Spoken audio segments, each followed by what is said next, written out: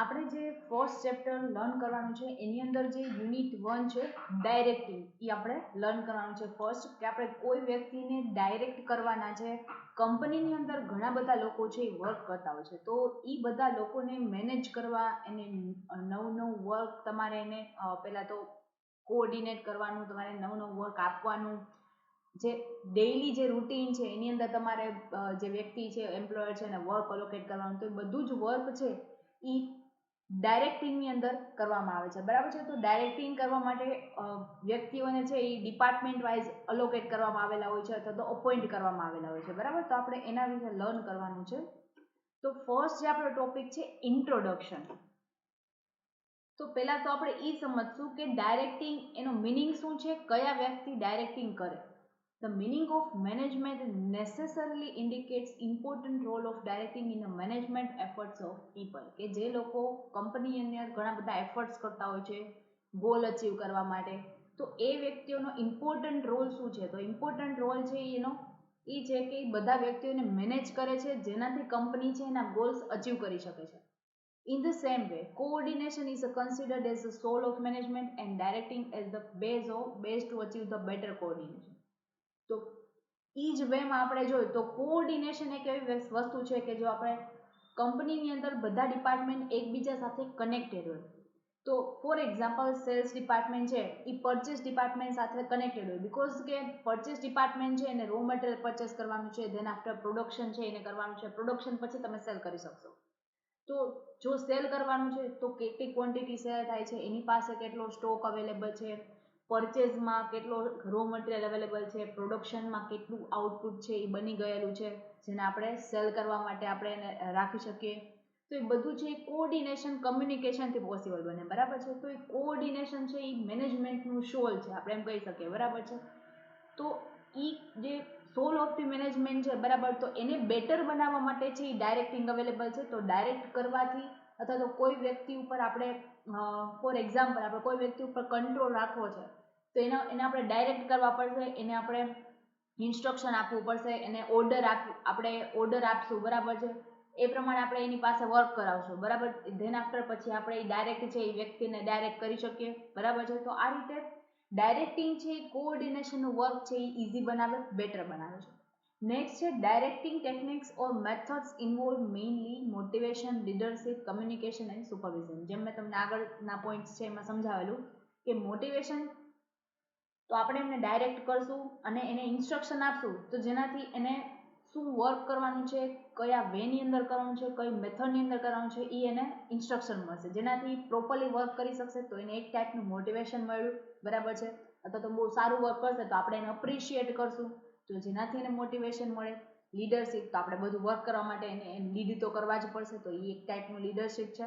Communication, તો બધા department એકબીજા સાથે કનેક્ટેડ છે તો કમ્યુનિકેશન કરવું જરૂરી છે. જો કમ્યુનિકેશન નહીં થાય તો સેલ્સ ડિપાર્ટમેન્ટની અંદર સ્ટોક પૂરો થઈ જશે અને પરચેસ ડિપાર્ટમેન્ટ અને પ્રોડક્શન ડિપાર્ટમેન્ટની અંદર માનો કે પ્રોડક્શન નથી થયું તો જે પ્રોડક્શન અને સેલ્સની ચેઇન છે એ બ્રેક થઈ જશે. એન્ડ સુપરવિઝન, તો બધું વર્ક છે એનું સુપરવિઝન તો કરવું જ પડે, તો જ ટાઈમ ટુ ટાઈમ વર્ક થશે, otherwise time to time work નહીં થઈ શકે. સુપરવિઝન નહીં કરીએ તો આપણી પાસે જે રિસોર્સિસ અવેલેબલ છે, મેન, મની, મટીરિયલ, તો એ બધું જ છે એ વેસ્ટ થશે. તો સુપરવિઝન પણ એક ટેકનિક અને મેથડ છે ડાયરેક્ટિંગની, બરાબર છે. તો આ બધું જ છે એ ટેકનિક અને મેથડ છે કે જે ડાયરેક્ટિંગ કરવામાં તમને હેલ્પ કરશે. નેક્સ્ટ છે without proper direction, even sound plan, adequate resources and qualified and capable staff, any effective organisation structure fails to achieve an expected result.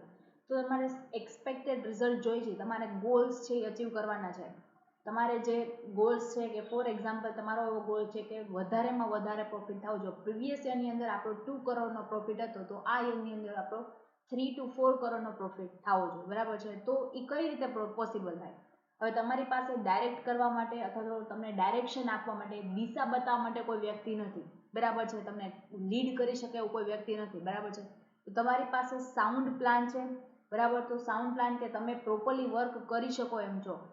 Adequate resources પણ છે તમારી પાસે, મેન છે, મટીરિયલ્સ તમારી પાસે એડિક્વેટ મટીરિયલ છે, એડિક્વેટ મની છે, અને ક્વોલિફાઈડ સ્ટાફ પણ અવેલેબલ છે કે જેનું તમારે સારામાં સારું તમે એમને એજ્યુકેશન લેવલ સારું છે, અન્ડરસ્ટેન્ડિંગ લેવલ સારું છે, સ્ટીલ તમે ઓર્ગેનાઇઝેશનને ઇફેક્ટિવલી રન નહીં કરાવી શકો, એક્સપેક્ટેડ રિઝલ્ટ નહીં મળી શકે. ડાયરેક્ટિંગ ensures that everything is going on as per the plan and goals are being achieved.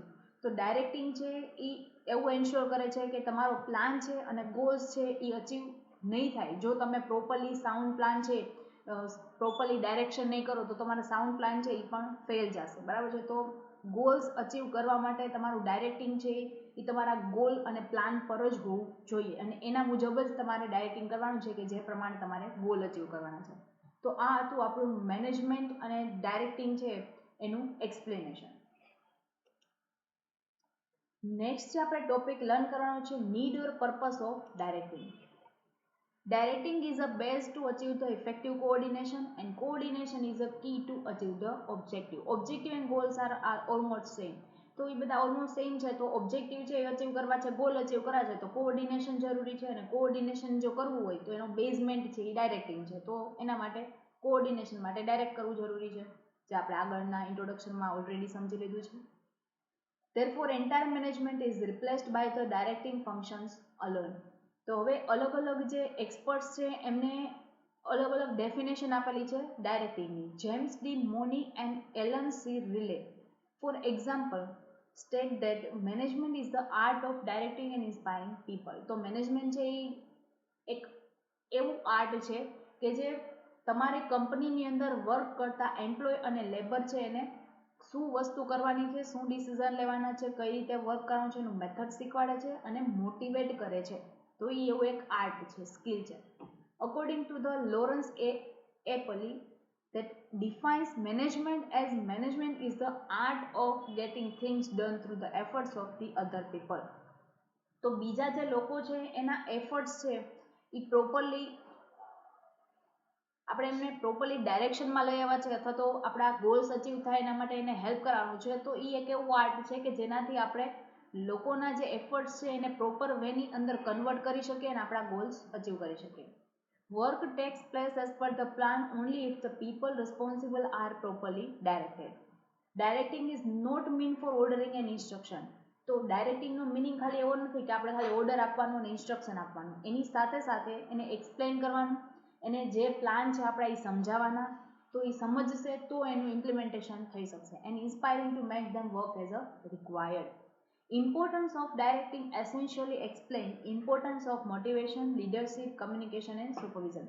તો ઇમ્પોર્ટન્ટ ડાયરેક્ટિંગનું એક ઇમ્પોર્ટન્સ એ પણ છે કે તમે પ્રોપરલી એમને મોટિવેશન આપી શકો, લીડરશિપ છે એ કરી શકો, કમ્યુનિકેશન અને સુપરવિઝન પણ કરી શકો. એ ડાયરેક્ટિંગનું એક મિનિંગ છે.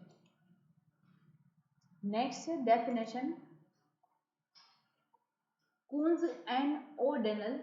તો કુન્ઝ એન્ડ ઓડેનિયલ એને તમને એક ડેફિનેશન આપેલી છે જે તમારે એઝ ઇટ ઇઝ લખવાની છે. Direction involves guiding and supervising the subordinates. તો સબઓર્ડિનેટ્સ એટલે મેઇન જે વ્યક્તિ કામ કરે છે, ફોર એક્ઝામ્પલ સુપરવાઇઝર છે, મેનેજિંગ ડાયરેક્ટર છે, તો એ લોકો વર્ક કરે છે એના અંડર જે લોકો વર્ક કરતા હોય એને સબઓર્ડિનેટ્સ કહેવાય. તો એ સબઓર્ડિનેટ્સને સુપરવાઇઝ કરવાના અને શું વર્ક કરવાનું છે એને ગાઈડ કરવાને કહેવાય ડાયરેક્શન. હેમન પ્રમાણે જોઈએ તો directing consist of the technique utilize in issuing the instruction and making certain then operations are carried on as per the originally plan. તો આપણે જે ટેકનિક છે અથવા તો ઇન્સ્ટ્રક્શન આપણે એને ઇશ્યુ કરવા માટે, ઇન્સ્ટ્રક્શન આપવા માટે જે ટેકનિક યુઝ કરીએ છીએ અથવા તો એને જે વર્ક છે એને પ્રોપરલી ઇમ્પ્લિમેન્ટ કરવામાં જે આપણે ટેકનિક યુઝ કરીએ છીએ એને ડાયરેક્ટિંગ કહેવાય.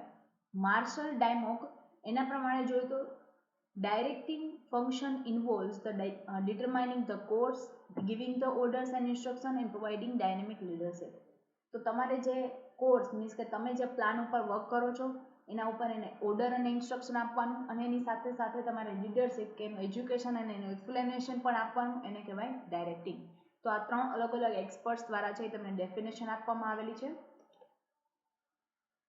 નેક્સ્ટ છે આપણો ટોપિક છે રોલ ઓફ ડાયરેક્ટિંગ. તો મેનેજમેન્ટની અંદર આપણે જે ઇન્ટ્રોડક્શનમાં જે આપણે લાઈન છે એ લર્ન કરેલી હતી કે ડાયરેક્ટિંગ છે એ ઇમ્પોર્ટન્ટ રોલ છે એ પ્લે કરે છે મેનેજમેન્ટની અંદર. તો એનો શું રોલ છે? તો એના અલગ અલગ રોલ્સ છે એ તમને આપેલા છે. It supports the other function of management Other functions like planning, organizing, staffing, and controlling can be effective only if here is a proper direction. તો ડાયરેક્ટિંગ છે એ બીજા અધર ફંક્શન્સ છે એને હેલ્પ કરે. જેમ આપણે આગળ જોયેલું હતું કે કોઓર્ડિનેશન છે એ મેનેજમેન્ટનું સોલ છે, તો એનું બેઝમેન્ટ છે એ શું છે તો કે ડાયરેક્ટિંગ. તો ડાયરેક્ટિંગ આવી રીતે અધર ફંક્શન્સ છે એને પણ સપોર્ટ કરે છે. તો અધર ફંક્શન કેવા તો કે કંપનીનું રોજબરોજ આપણે ડેઇલી રૂટીનનું વર્ક કરીએ એનું પ્લાનિંગ છે, અથવા તો એન્યુઅલ જે આપણે મેઇન વર્ક કરવાના હોય મીટિંગ્સ ગોઠવવાની તો એનું વર્ક છે એમાં પણ ડાયરેક્ટિંગ તમને સપોર્ટ કરે. ઓર્ગેનાઇઝિંગ બધા લોકોને જોડીને રાખવાના, બધા લોકોને પ્રોપર ડાયરેક્શન આપવાનું. સ્ટાફિંગ કે સ્ટાફિંગની અંદર આપણે ન્યૂ પીપલ છે એને રિક્રુટમેન્ટ કરવાના, ન્યૂ જે પ્લેસીસ અવેલેબલ છે એના માટે લોકોને અપોઇન્ટ કરવાના. કંટ્રોલ બધાને કંટ્રોલ કરવાના. તો આ બધા જ વર્ક છે ઇફેક્ટિવ કરવા માટે આપણે ડાયરેક્શનની જરૂર તો પડશે જ. It initiate the action, it makes people work to attain the desired result. તો તમારે જે ડિઝાયર્ડ ગોલ છે, રિઝલ્ટ છે મેળવવા માટે તમારે જે એક્શન્સ છે ઇમ્પ્લિમેન્ટ કરવા પડે, તો એની અંદર ડાયરેક્શન તમને હેલ્પ કરશે. It minimize the possibility of mistake and also helps rectify error if any. જો તમને કાંઈ વર્ક કરવાની અંદર કાંઈ એરર થઈ ગઈ છે તો એ એરરને કરેક્ટ કરવા માટે તમને ડાયરેક્શન હેલ્પ કરશે. જો ડાયરેક્શન મીન્સ કે જે વ્યક્તિ ડાયરેક્ટ કરે છે તો એ વ્યક્તિની તમે હેલ્પ નહીં લો તો તમે તમારું જે વર્ક છે એની અંદર એરર છે એ રેક્ટિફાય નહીં કરી શકો. તો ડાયરેક્ટિંગ એક એવી વસ્તુ છે કે જે તમને હેલ્પ કરશે રેક્ટિફાય કરવા માટે, અને જે તમારી મિસ્ટેક્સ છે એને મિનિમમ જે થઈ જાય ત્યાં સુધી મિનિમમ પોસિબિલિટી છે એ તમને હેલ્પ કરશે કે મિનિમમ તમારી મિસ્ટેક છે એ થઈ જાય. જે પહેલાં ડાયરેક્શન વગર જે મેક્સિમાઇઝ તમારી મિસ્ટેક છે મેક્સિમમ હતી જેની જગ્યાએ મિનિમમ થઈ જશે. Directing ensures that effective use of available resources. તો ડાયરેક્ટિંગ છે એ એવો એન્શ્યોર કરશે કે અવેલેબલ રિસોર્સિસ છે એનો ઓપ્ટિમમ યુટિલાઇઝેશન થાય. તો ઓપ્ટિમમ યુટિલાઇઝેશન તમે ક્યારે કરી શકો કે જ્યારે તમે એની ઉપર કંટ્રોલ રાખો, એને ડાયરેક્ટ કરો અને ટાઈમ ટુ ટાઈમ એને ગોલ આપો કે માનો કે તમારે એક દિવસની અંદર 25,000 યુનિટ પ્રોડ્યુસ કરવાના છે તો તમે તમારા એમ્પ્લોઈઝને પણ એ જ ગોલ આપી દો કે તમારે એક દિવસની અંદર 25,000 યુનિટ છે એ તમારે પ્રોડ્યુસ કરવાના છે. તો એ ઇફેક્ટિવ યુઝ કરી શકશે, ઇફેક્ટિવ છે એ વર્ક કરી શકશે. ફોર એક્ઝામ્પલ તમે કાંઈ ગોલ નથી આપેલો, જેટલા યુનિટ થાય એટલા તમે એક્સેપ્ટ કરી લો છો, તો પ્રોબ્લેમ થશે કે તમારા રિસોર્સિસ છે એનો વેસ્ટેજ થવાનો ઘણા બધા ચાન્સીસ છે. It boosts the moral of employees. Moral is expressed through the degree of enthusiasm, willingness to cooperate and voluntary conformation with rules and regulations. તો moral of employees છે બૂસ્ટ થાય એનો મિનિંગ એવો છે કે તમારો ઉત્સાહ છે કામ કરવાનો એ વધારે થઈ જાય, અથવા તો તમે એકબીજા વ્યક્તિ સાથે કોઓપરેશનથી વર્ક કરો. વોલન્ટરી કન્ફર્મેશન મીન્સ કે તમે એના રૂલ્સ અને રેગ્યુલેશન્સ છે એ પહેલાં થોડાક લિબરલ હતા, હવે માનો કે સ્ટ્રિક્ટ થઈ જાય છે તો તમે એની અંદર પણ કોઓપરેટ કરી લો અને તમારું કન્ફર્મેશન છે એ આપી દો. તો એ છે એ એમ્પ્લોઈઝનો મોરલ છે એ બૂસ્ટ કરવા માટે પણ ડાયરેક્શન હેલ્પ કરશે. High moral leads two high degree of efficiency. હવે ડાયરેક્ટિંગ થ્રુ તમે એમને મોટિવેશન પણ આપી શકો કે એ કંઈ વર્ક કરે છે એને અપ્રિશિએટ કરો. એનું જે માનો કે અત્યારનું એમ્પ્લોય લેવલનું વર્ક છે તો પછી એ વર્ક સારું કરે તો એને તમે અપગ્રેડ લેથી તમે એમને લીડર છે એ બનાવી દો, તો એનાથી છે એની ઇફિશિયન્સી છે ઇન્ક્રીઝ થશે. It is important for correct evaluation of employees performance. તો એમ્પ્લોયનું પરફોર્મન્સ છે એ કરેક્ટ કરવા માટે અથવા તો ઇવેલ્યુએશન્સ છે કે એમનું પરફોર્મન્સ વધારવા માટે, ઇમ્પ્રૂવ કરવા માટે પણ તમારે ડાયરેક્શનની જરૂર પડશે. Manager can evaluate employees objective. એનો ઓબ્જેક્ટિવ છે એ પણ તમે ઇન્ક્રીઝ કરી શકો કે પહેલાં એનો ઓબ્જેક્ટિવ ખાલી શીખવાનો હતો, હવે એને ગોલ્સ અચીવ કરવાનો ઓબ્જેક્ટિવ થઈ જાય. It is result into two way benefit. તો આ તમને બે ટાઈપના બેનિફિટ છે એ આપી શકે. એક બેનિફિટ છે એ મેનેજમેન્ટને મળે અને એક બેનિફિટ એમ્પ્લોયને મળે. મેનેજમેન્ટને એનો ગોલ અચીવ થાય એટલે પ્રોફિટ મળશે, એમ્પ્લોયને એનો ગોલ અચીવ થાય એની સેલેરી ઇન્ક્રીઝ થાય કે એને મોટિવેશન એની રિસ્પેક્ટ છે એ વધે, તો એ એનો બેનિફિટ છે. તો ટુ વે બેનિફિટ છે આની અંદર. It prevents the unexpected event. તો અનએક્સપેક્ટેડ ઇવેન્ટ કેવી તો કે સ્ટ્રાઇક થઈ જાય કે એની સેલેરી વધારવા માટે, રિસ્પેક્ટ માટે કે અનધર બીજા ગમે બેનિફિટ લેવા માટે છે એમ્પ્લોય છે એ સ્ટ્રાઇક કરતા હોય છે. તો એના કારણે આપણું પ્રોડક્શન અટકી જાય, આપણા ઘણા બધા પ્રોબ્લેમ્સ છે આપણી કંપનીની અંદર ક્રિએટ થાય, તો એને અટકાવવા પણ ડાયરેક્શનની જરૂર છે. તો it prevents unexpected events like strike, lockout, mass leaves. Mass leaves means કે બધા એમ્પ્લોય છે એક સાથે લીવ લઈ લે એને માસ લીવ કહેવાય. Work to rules etcetera. તો વર્ક ટુ રૂલ્સ એટલે કે એ વર્ક કરવા માટે તમને ઘણા બધા એવા છે એની ડિમાન્ડ રાખે, બરાબર છે, એ પોતાના રૂલ્સથી વર્ક કરે. It can contribute to the better industrial relation. અને બીજો એક એવો બેનિફિટ થાય કે તમારા મેનેજમેન્ટ અને લેબર વચ્ચેના રિલેશન્સ છે એ ઇમ્પ્રૂવ થશે. આ એના અલગ અલગ રોલ્સ છે.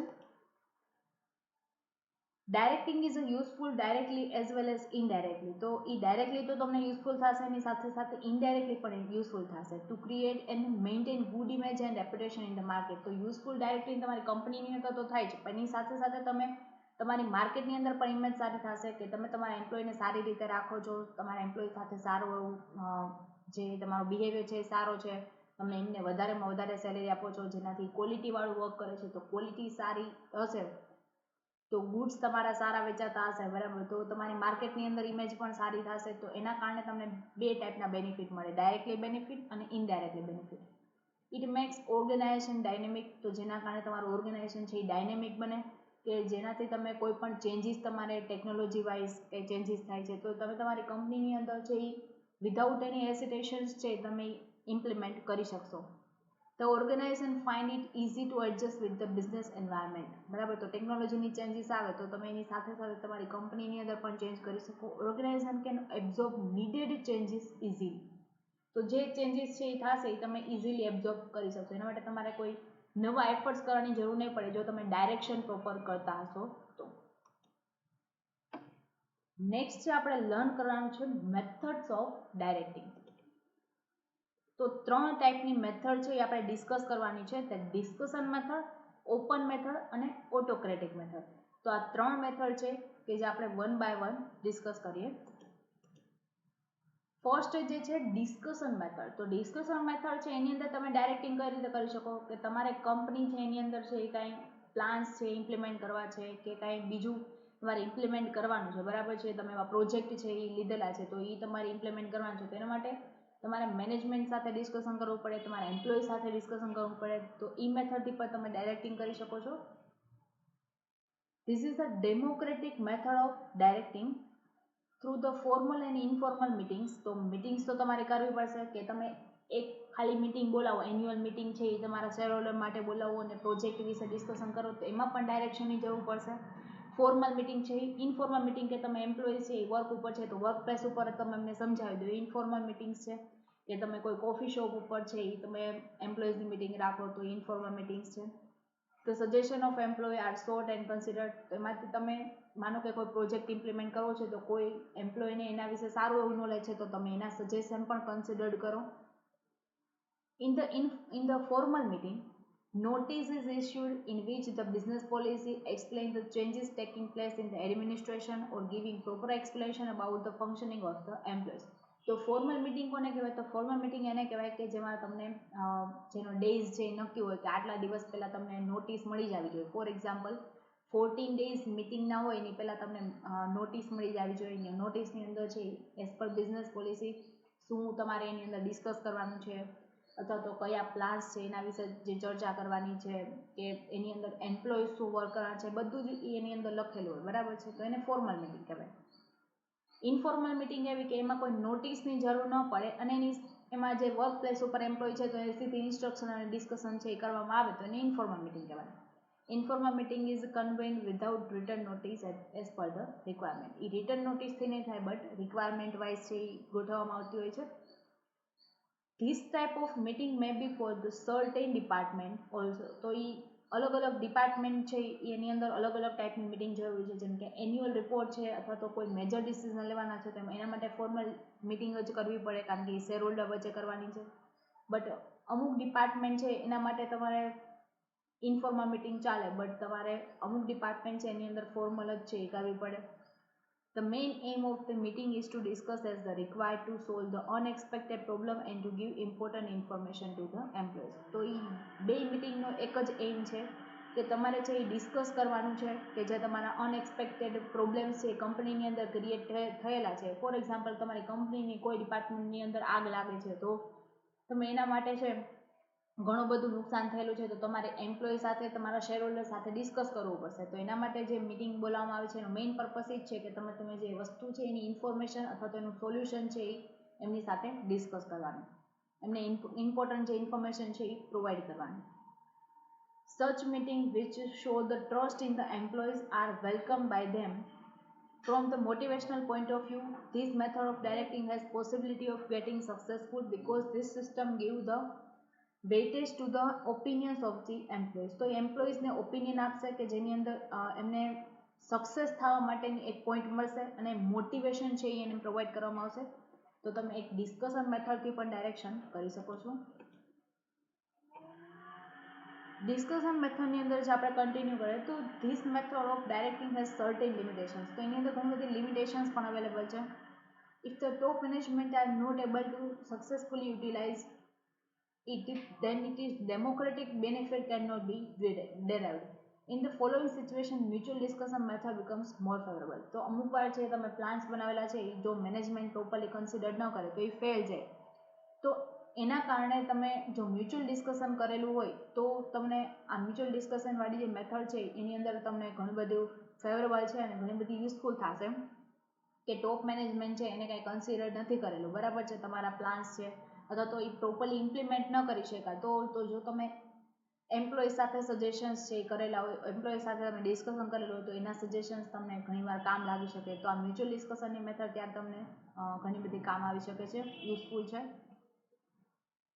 વેન તો અલગ અલગ સિચ્યુએશન આપેલી છે કે જ્યારે તમને આ મેથડ છે એ વધારે ફેવરેબલ લાગશે. That when the employees are aware about their functions and complex problem of the unit, બરાબર છે, જ્યારે એમ્પ્લોય છે એને બધા જ પ્રોબ્લેમ્સની ખબર હોય ત્યારે તમારે વધારે બેનિફિશિયલ છે બિકોઝ એ તમને સોલ્યુશન આપી શકે. When the employees are trained and educated, તમારા એમ્પ્લોઈઝ છે એને ઘણું બધું નોલેજ છે. When the employees can independently think and desire the inclusion in the decision taking. તો જ્યારે ડિસિઝન લેવાના છે તો એની અંદર જો તમે એક્ટિવ પાર્ટિસિપેશન આપશો તો એ પ્રોપરલી ઇન્ડિપેન્ડન્ટલી થિંક કરશે અને તમારે જે ડિસિઝન મેકિંગની પ્રોસેસ છે એની અંદર ઇન્ક્લુડ થશે અને તમને પ્રોપરલી એવું સજેશન, સારું એવું સજેશન આપી શકે કે જેનાથી તમારી કંપની છે તમારા અનએક્સપેક્ટેડ પ્રોબ્લેમ્સ છે એનું સોલ્યુશન મળી જાય. નેક્સ્ટ જે છે open method. This method shows the zenith of the democracy. High officers only supervise their work. Democracy એટલે મીન્સ કે કોઈ વ્યક્તિ છે એ તમને ઓપનલી વર્ક ન કરવા દે અને એની સાથે સાથે તમારે છે એ હાઈ ઓફિસર હોય મીન્સ કે જે મેઇન જે પાર્ટી છે કંપનીની અંદર મેઇન જે ઓથોરિટી છે એ જ બધું વર્ક સુપરવાઇઝ કરશે, બરાબર. Whenever necessary, simply they put suggestions and the final decision is left to the employees. તો હાઈ ઓફિસર ખાલી વર્કને સુપરવાઇઝ કરશે. મેઇન જે ડિસિઝન્સ છે એ કોણ લેશે તો કે એમ્પ્લોય લેશે. તો જ્યારે છે નેસેસરી હોય મીન્સ કે ત્યારે આપણી પાસે કોઈ ઓપ્શન નથી કે એમ્પ્લોયર છે બધું કરે, ત્યારે એમ્પ્લોય જ કરવું પડે એવું હોય, બરાબર છે. ત્યારે કોઈ વ્યક્તિ છે એને સુપરવાઇઝ કરવા માટે અવેલેબલ નથી તો ત્યારે બધા જ ડિસિઝન એમ્પ્લોય લેવા પડે. તો જ્યારે નેસેસરી છે ત્યારે બધા જ ડિસિઝન છે એ ખાલી હાઈ ઓફિસર તમને સજેશન આપશે, બાકી બધા ડિસિઝન છે એ એમ્પ્લોય જ લેશે. The manager who utilizes this method believes that such a situation should be created. The employee can give their independent contribution in accomplishing the objective. તો મેઇન જે officers છે, હાઈ ઓફિસર્સ એવું માને છે કે જો તમે આ જે મેથડ છે ઓપન મેથડ એનું જો પ્રોપર યુટિલાઇઝેશન કરશો તો તમારી કંપનીની અંદર કામ કરતા એમ્પ્લોઈઝ છે એને એક તો મોટિવેશન મળશે, પ્લસ કે એ પોતાની જાતે વિચારી અને સારું એવું સજેશન્સ છે એ બધા વ્યક્તિ સાથે ડિસ્કશન કરી અને લઈ શકશે, ઇન્ડિપેન્ડન્ટ પોતાનું કન્ટ્રીબ્યુશન આપશે અને જેનાથી કંપનીની અંદર જે ઇન્ડસ્ટ્રીયલ રિલેશન છે એ ઇમ્પ્રૂવ થશે. In this method, the high officers show trust in his subordinates and in turn employees try to be loyal to him. તો આ મેથડની અંદર બધું જ જે છે મેઇન જે ઓબ્જેક્ટિવ છે કે મેઇન જે ડિસિઝન્સ ટેકિંગની જે પ્રોસેસ છે બધું જ છે આપણે સબઓર્ડિનેટ્સને આપી દીધેલું છે. તો આનાથી એવું શો થાય છે કે હાઈ ઓફિસરને એના સબઓર્ડિનેટથી ટ્રસ્ટ છે એના ઉપર અને એની સાથે સાથે એમ્પ્લોય પણ લોયલ વર્ક કરશે. Sometimes it may so happen that the subordinate may take wrong decision or are confused in taking the decision or may delay in taking decisions. તો ઘણીવાર એવું બની શકે કે કોઈ પ્રોબ્લેમ્સ આવી જાય છે તો એને ડિસિઝન ટેકિંગની અંદર છે થોડું ડિલે થઈ જાય અથવા તો રોંગ ડિસિઝન પણ લેવાય બિકોઝ હ્યુમન મિસ્ટેક્સ છે એ પોસિબલ છે. Above type of limitation of delegating authority should also be taken into consideration. તો જેમ તમારી પાસે એક વસ્તુના ઘણા બધા બેનિફિટ હોય તો એની સાથે ડીબેનિફિટ પણ છે. તો ઘણીવાર આવું પોસિબલ થઈ શકે બટ તમે એની ઉપર ટ્રસ્ટ રાખેલો છે તો બની શકે કે તમે એ પ્રોબ્લેમ જે ક્રિએટ થયેલો છે એનું સોલ્યુશન પણ મળી જાય. In this free method, the employee may hold the discussion with the higher officials For educated and high level officers, this system is an ideal one. તો આ ફ્રી મેથડની અંદર તમે તમારા હાઈ જે ઓફિસિયલ્સ છે એની સાથે તમે કોઈ પણ હેસિટેશન વગર બધું જ ડિસ્કશન તમે કરી શકો છો. અને educated and high level officer for this system is an ideal one. તો આની અંદર છે જો તમારી પાસે એજ્યુકેટેડ પીપલ અવેલેબલ છે તો તમારે આ જ મેથડ ઇમ્પ્લિમેન્ટ કરવી જોઈએ કે જેનાથી બધા જ જે એજ્યુકેશન છે એ તમને એનો બેનિફિટ મળી શકે. તમારી કંપનીની અંદર જે પણ એવા ડિપાર્ટમેન્ટ છે કે જે પ્રોફિટ નથી કરતા તો આવા એજ્યુકેટેડ પીપલ તમારી પાસે હશે તો તમે એનો બેનિફિટ લઈ અને બધું જ પ્રોપરલી હેન્ડલ કરી શકશો. This method is more favourable in a following situation where the employees are capable of holding discussion with the officer. જ્યારે તમારા એમ્પ્લોય છે કેપેબલ છે, capable of independently taking decision making and frequently take decisions, educated, trained and having sense of responsibility. જો એનામાં education છે properly train કરેલા છે અને એનામાં રિસ્પોન્સિબિલિટી છે એ લેવાની કેપેબિલિટી છે તો તમે આ મેથડ છે એ વિધાઉટ એની હેસિટેશન્સ છે તમે ઇમ્પ્લિમેન્ટ કરી શકો છો, ફ્રીલી ઇમ્પ્લિમેન્ટ કરી શકો છો કે જેનાથી તમે તમારી કંપનીને પણ ઘણો બધો બેનિફિટ મળી શકે. લાસ્ટ જે આપણી મેથડ છે ઓટોક્રેટિક મેથડ. તો ઓટોક્રેટિક મેથડ છે એની અંદર તમારે શું જોવાનું છે, બરાબર છે. તો એ કઈ રીતે ઇમ્પ્લિમેન્ટ કરવાની છે? By this method the business manager believes that his subordinates should not be allowed to work independently without his sanction.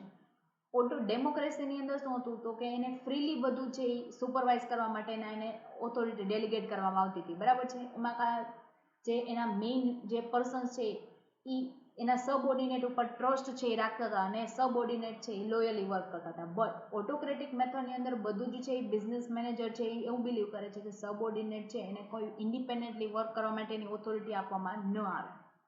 Effective leadership is essential for directing but it not be autocratic. ઓટોક્રેટિક ન હોવી જોઈએ means કે એને તમારે democratic હોવી જોઈએ કે એને બધા જ ડિસિઝન લેવા માટેનું ફ્રીલી ઓથોરિટી આપવામાં આવેલી હોવી જોઈએ જેનાથી નાના ડિસિઝન લેવા માટે તમને પૂછવું ન પડે.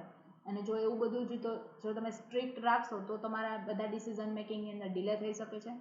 When the employees are unskilled, illiterate and untrained, this method is used.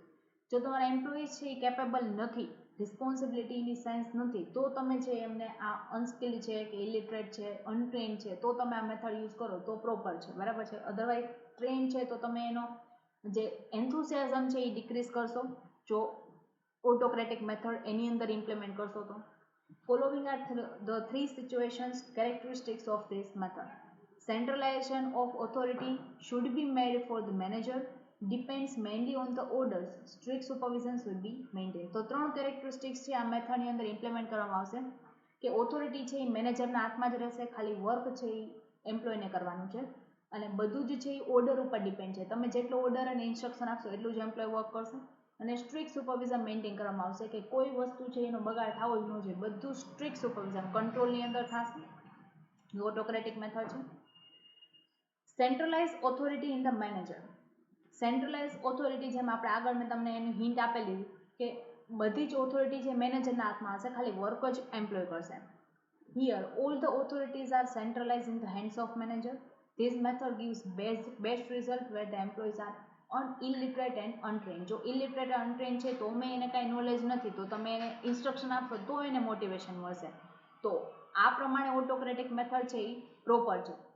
If we examine its limitation, as the authority is centralized with the manager, his workload is increased, which leads to delay in decision making. જો બધું જ છે એ manager કરતા હશે તો illiterate છે એ વાત બરાબર છે તો ત્યાં તમે એનું બેસ્ટ રિઝલ્ટ મળશે. બટ જે એક વ્યક્તિ છે એના ઉપર જે લોડિંગ છે એ વધી જશે, એના ઉપર લોડ વધશે તો ડિસિઝન મેકિંગની અંદર છે એ ડિલે થવાનું સ્ટાર્ટ થશે.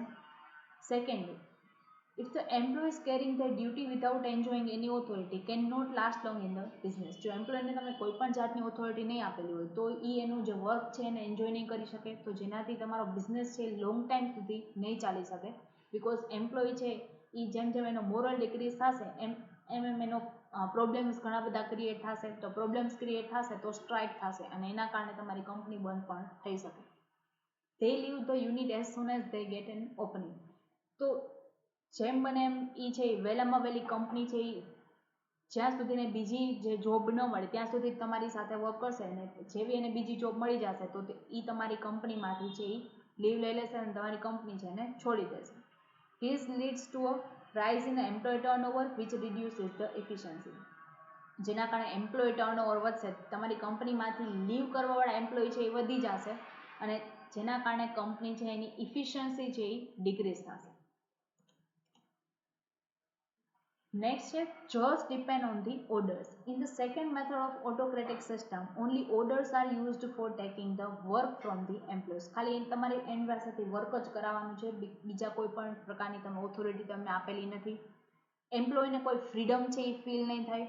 Even then, where the employees are not ready to bear any responsibility, this method bears success.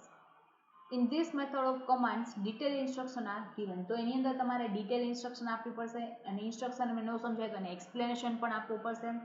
The manager issuing the commands would obviously consider his method being the best. તો એની method છે એ best છે એ ક્યારે possible થાય તો જ્યારે એ properly એના commands છે issue કરી શકે. ઘણીવાર બની શકે કે તમે જે કમાન્ડ આપેલું છે એમ્પ્લોય સમજી ન શકે તો એને જેવું સમજાવવાનું છે એ પ્રમાણે ઇમ્પ્લિમેન્ટ કરે તો એનું રિઝલ્ટ નેગેટિવ પણ આવી શકે.